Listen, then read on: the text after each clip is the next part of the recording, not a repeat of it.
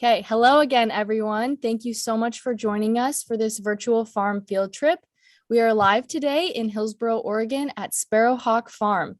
My name is Hannah, and I'll be the moderator today. Before we start our tour, I want to go over a few logistics to make sure we have a great experience. We've muted everyone, and everyone will remain muted throughout the tour so everyone can hear our tour guide clearly. If you have questions, you can send them to us using the chat feature. Please only type questions to us in the chat. This will help us see questions and ask as many as possible. It is now my pleasure to introduce our host and tour guide for today's virtual field trip, James Brahman. Take it away, James. Hi, guys. Welcome to Sparrowhawk Farm. It's a beautiful day. We're enjoying some really nice fall weather here. Excited to show you how we do it here. There's lots of ways to grow food, and this is just one way. We're a pretty small farm, but we can grow a lot of food. We feed about 80 families a week, pick up boxes from our farm. We serve restaurants, and we also go to farmers markets along with people coming to the stand. So it's pretty impressive how much food you can grow on 2 acres is what we're farming on. And I want to start off the tour with showing you one project that I'm working on right now, which is rain catchment, which is really awesome because you never know when you need, when your well or some irrigation issues might happen. So it's good to have a backup and also to collect clean rainwater that's sustainable. So we partnered up with Clean Water Services in Tualatin Water and Soil, and we installed 30,000 gallons of water catchment here. Each one of those tanks holds 5,000 gallons, which if you think about a gallon of milk, that's a lot of water. Each one of those weighs something like 20 tons, which is incredible. Their water is extremely heavy. And the plan is we'll use this water to overhead irrigate all of our crops out here. I was really surprised when we were setting it up and I was working with them that I didn't think that we would have enough surface area on the roof to fill up 30,000 gallons, but that roof in the state of Oregon here in Hillsboro will collect over 120,000 gallons of rainwater every single year. So it's pretty impressive. I think it's something that should be happening a lot more places. And I'm going to show you guys some of the ways that we plant things. If you guys have any questions about the water collection, please let me know.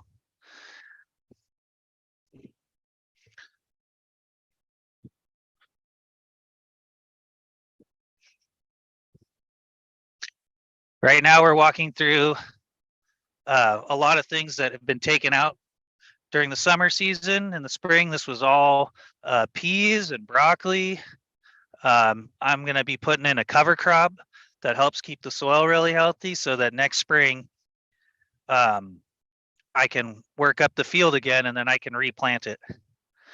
But we still have some things growing, but we're slowly but surely planting things that can survive over winter when it gets freezing to freezing temperatures. And most of it's going to start going into the greenhouse. But I wanted to show you how we seed a bed one way. Sometimes we transplant things like these beets behind us. I transplanted these and they'll be ready in a few weeks. But some things we direct seed by using a seeder. We use a jang, has a wheel inside with brushes, and it spins and it takes the seed on this gear, kind of like your bicycles, and it moves and it puts the seeds down. And then I have in the seeder here, it moves this chain just like on your bike, which moves this wheel moves it. And then this is like a miniature plow and goes into the soil, makes a furrow, and then the hopper drops the seed here, and then this covers the seed and rolls it flat. I will show you. I'm going to be planting some electric neon Swiss chard. Pretty awesome.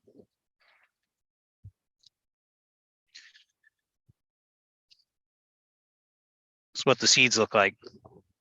What's really cool about these seeds is actually each one of the seeds is about 2 or 3 seeds in one. Put a bunch in here.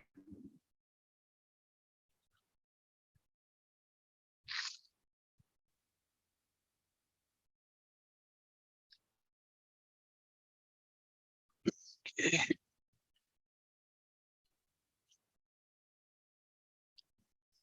Just clicks in.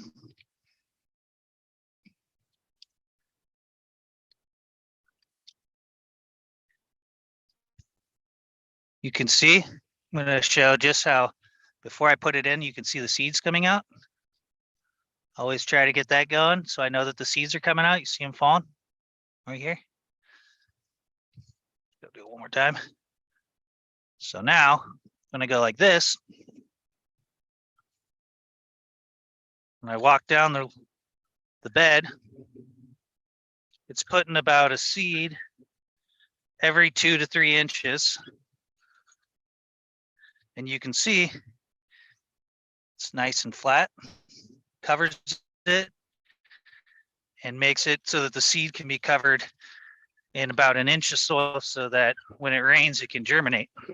If the seeds were on the surface, then they dry out and they wouldn't germinate.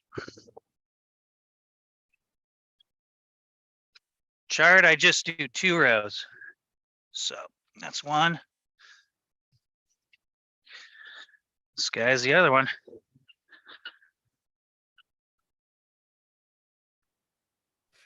So James, we do have a question from Miss Rio's class, and Okay. they want to know why or how there can be 3 seeds in one of those seeds. Okay. So not exactly sure why, but how I can explain is there's a few seeds like this. Like if you think of a seed that everybody knows, right? That's like a sunflower seed. It is like one singular seed. It has a shell covering it. And then there's a one seed inside of it, or like radishes. Most things have one seed, but these ones, you can kind of look at them. They're almost like a seed pod where they're connected. And so it's kind of like looks like a dice, but each one of these, see, there's 3 seeds there on each side. And there's a lot of trees that are like this, and seed pods. I think, chard and beets are actually related. So beets are the same look. The seed looks the same. And trying to think of some other seeds that are multiple seeds. It is pretty cool, but yeah. They do sell some seeds that break them apart, but I think it's a good thing. See, look at that one. That one has 4.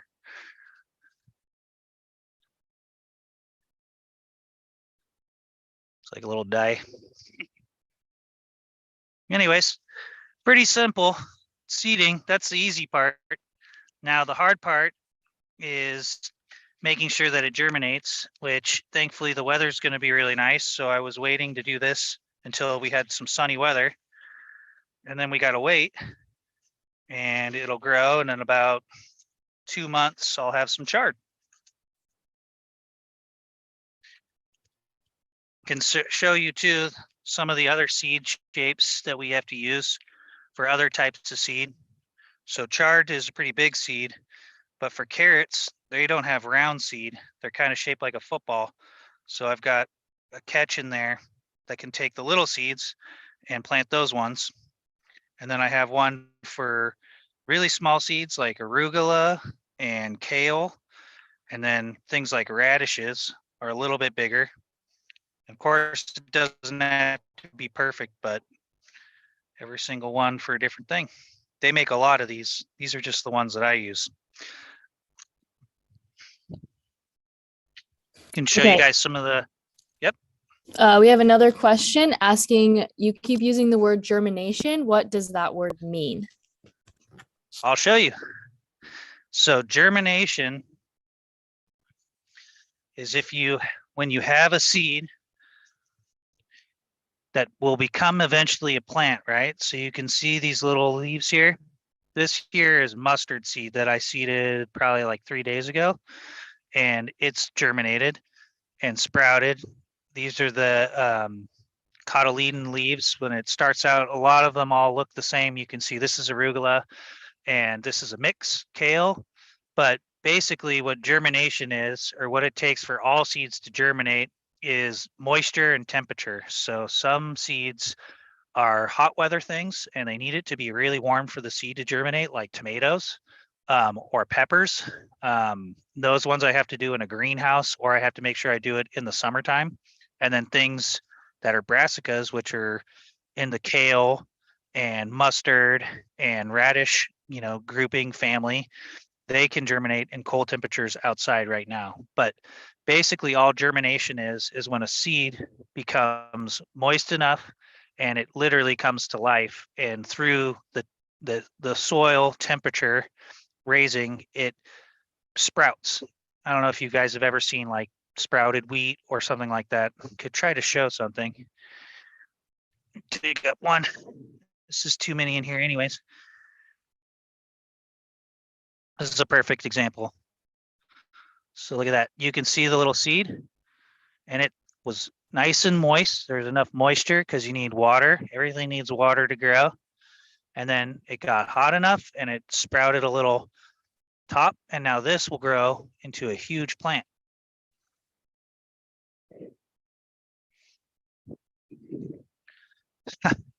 Mustard's a whole family of things, but mustard's a spicy green. It's like lettuce, but a little bit spicier. And it can survive. The reason why I'm planting it right now, this one used to be a squash bed. You can see over here, I've got some other squash.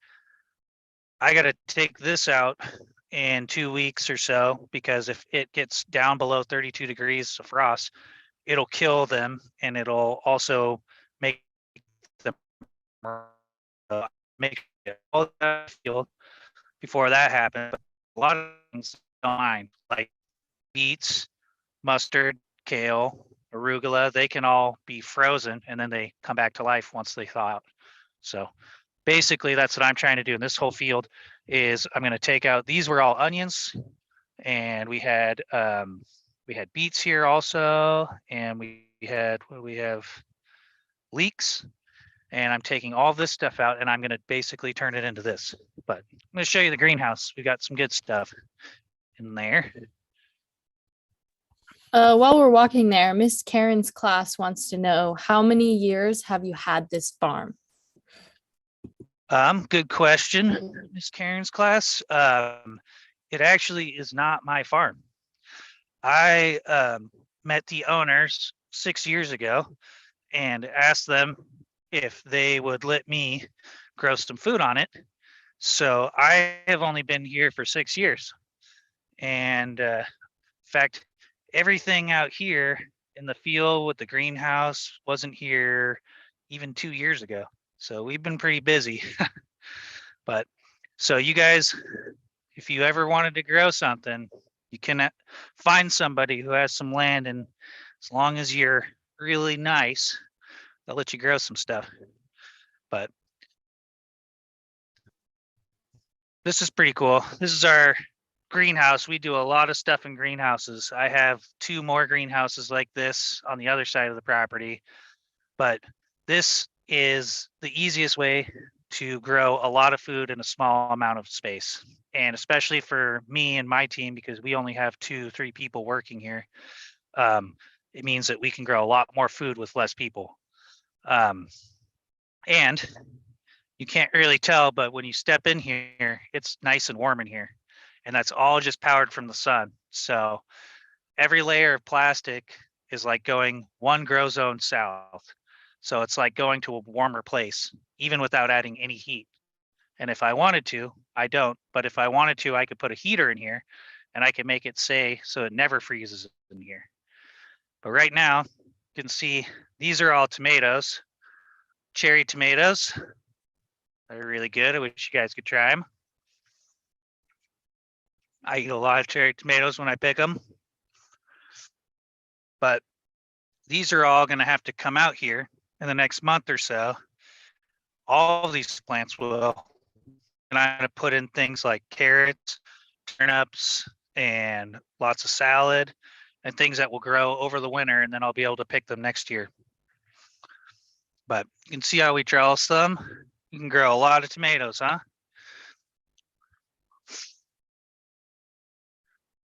These ones here are storage tomatoes. They're called gold treasures. And these ones are really cool because if I pick this right now, even when it's green, I can leave it on the counter and it'll stay all the way till April. And then it'll be ripe. So a lot of what we try to do as farmers is grow food so that it stays for winter. A lot of the things we eat in winter, like the squash you saw out there, we actually grow in the summer, but then it can store and it will last so that we can sell it and make money so we can keep paying our bills and also so we can have things to eat. And some things take a lot longer and some things are really quick. Like these peppers here, I work with a restaurant in Portland where the chef, he's a big fancy guy, gave me the seeds for these. And these ones take a long time to grow. These ones take 110 days just to get these little peppers. So you better believe I charge them the big bucks for these ones. I don't know if you guys have any questions about the greenhouse, but We do have a question about how many different types of plants and crops do you grow on your farm? we grow a lot of different types of crops. We do full, summer, winter vegetables. So we grow tomatoes, peppers, eggplants. We grow potatoes. We grow beans, squash, all the greens. So we kind of, how I help think about it is there's really 3 seasons. Fall is kind of just a shoulder season, but we have winter, and then we have spring and summer crops, and then fall is like right now we're really lucky. Last year at this time I'd already had a hard freeze and all of these plants would have been dead. The year before that it died even quicker than that. So we're having a really nice year, and I think I'm going to have tomatoes and peppers all the way till probably Thanksgiving, which is really awesome. But if these would have all died, say the end of September, if there was a frost, then I just would have planted turnips sooner. So it's kind of just use nature as your time, your timing for when to plant the new things. But I'd say if you don't count the different types of tomatoes and different types of peppers, we probably grow about 30 to 40 different things on the farm.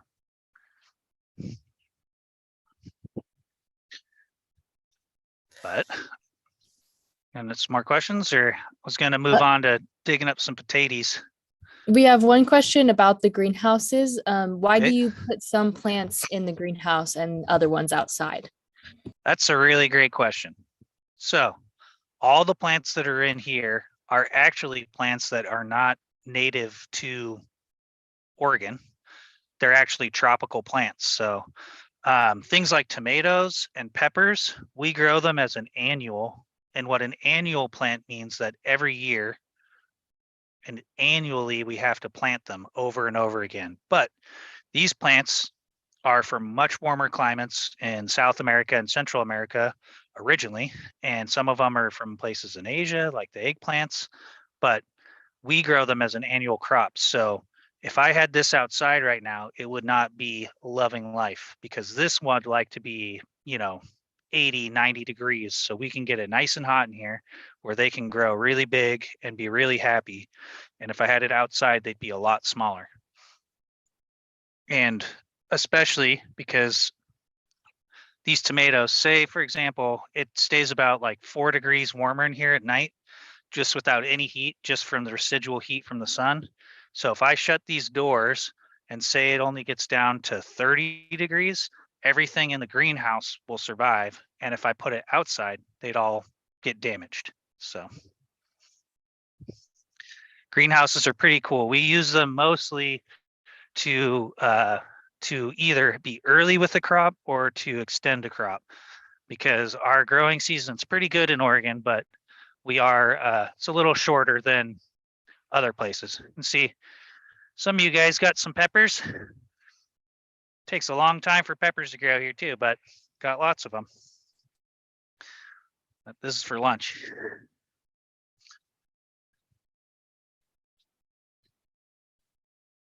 Potatoes are really cool because they grow in the summertime, spring, summer. You can plant them in April, early spring. These have all grown. It looks like a weed patch, but underneath each of these rows are tons of potatoes that I really, really need to dig up. But they will last, and I can sell them all the way into next year and also have food. So show you guys, these ones here are sunrise. I love digging potatoes. Probably my favorite thing to dig up. It's like treasure hunting. We have a lot of potatoes out here. Okay, we have a few more questions. One is, what is your favorite thing to grow? Oh, I don't think I have a favorite thing to grow. I always get, it's a lot of work. So I always get really excited for things and then I kind of get sick of them, like, everybody does. So I'd say you can't beat a fresh tomato. It tastes so much better when you buy a tomato that has been grown in Oregon and is ripe. When you pick it, because it has a lot more sugar in it and it just tastes completely different. So that's probably one of my favorite things to grow. And I'd also say potatoes are pretty awesome. And then probably also garlic, because selfishly, I like to grow all the things I like to eat. So I like to grow lots of onions and garlic and potatoes and squash, but I am a pig and I like to eat everything. So it's hard to pick just one thing. Let's see. This is a different type of potato. These ones guys got, cut these open. Something that really blew my mind. There's over 4,000 species, varieties of potatoes that are just native in South America. That means that there's, tens of thousands of types of potatoes that people grow. And believe me, when you decide that you want to grow potatoes and you start looking at all the choices, you can kind of get dizzy because there's so many different types. There's some, I've got some over here too.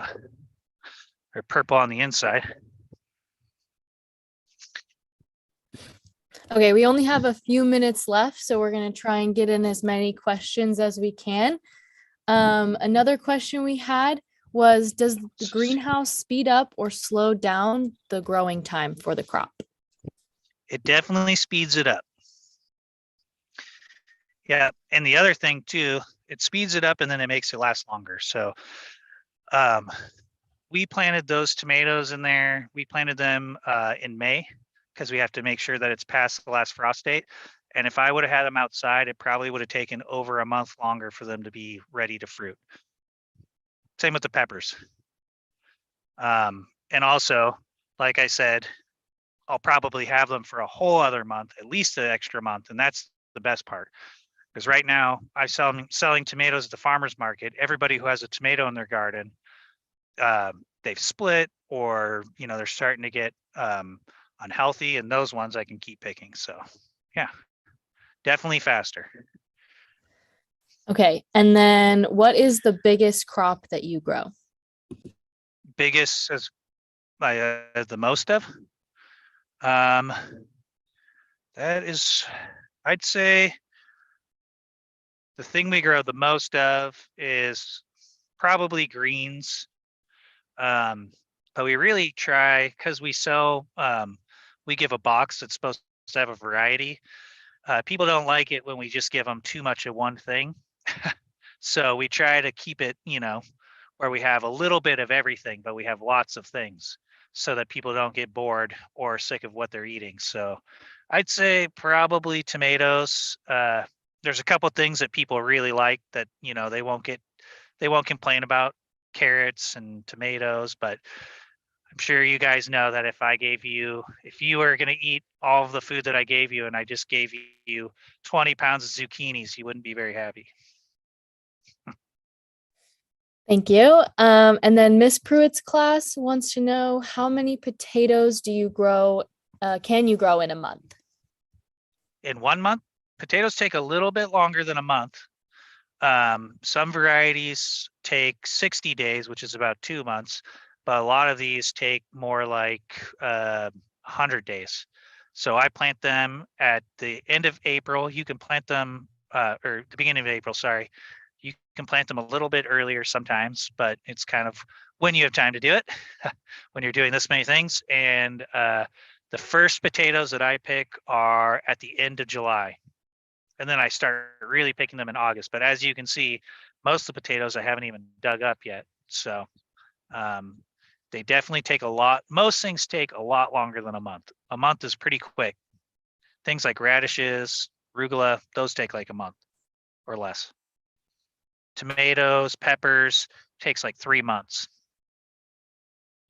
Okay. And our last question for the day is, how long do you work in a single day? Oh man, a lot. So it depends. In the summertime, the sun's up for a lot longer, so I have to have a lot longer days. But generally speaking, I work from when the sun comes up until the sun goes down every day. But sometimes I take little breaks and I don't work on hard things. But I work usually like 10 hours at least every day. So it's a lot of work, but it's definitely rewarding and you never have to worry about being hungry. Okay. And what do you like the most about your job? Um, I also like just learning how to do things, all this stuff. I've only been doing this for 6 years and I'm still learning how to do it. And I feel like that's probably the best part about farming is when you work really hard and you start a little seed and it germinates and then you give it love and you care for it. And then finally at the end, you get to reap the reward of harvesting it and eating it and selling it and having other people enjoy it too. That's great. Thank you, James, for taking the time to talk with students about all you grow on the farm. And thank you to the students in classrooms for joining us today. Have a great rest of your day. You too. Thanks, guys.